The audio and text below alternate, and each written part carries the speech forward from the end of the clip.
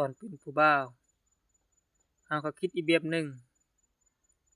หลังจากที่ได้เมียเราก็คิดอีกแบบหนึ่งบัดนี้ตอนเป็นบ่าวบัดนี้อืมมื้อหนึ่งอาบน้ำ3เทื่อเนาะขัดสีสวีวันแต่งตัวงามๆไปหาผู้สาวเด้คันบ่แต่งตัวเฮ็ดขี้ร้ายเพิ่นยันผู้สาวบ่มักบัดนี้หลังจากที่เอาเมียบัดนี้3มื้ออาบน้ำเทื่อหนึ่งก็มีบัดโอ้ยอืมเมียก็ได้แล้วเด้เนาะปล่อยปละละเลยแล้วบัดนี้บ่สนนำการแต่งตัวแล้วบัดเมียก็มีแล้วเด้แต่งเอาเด้จั่งใดเขาก็มักเราอยู่แล้วว่าซั่นเราแต่งเอาเนาะอยู่นำกันล่ะเขามักเราอยู่แล้วถึงสิงามบ่งามก็ได้อยู่นำกันคือเก่าว่าซั่นบ่แต่งมาดอกว่า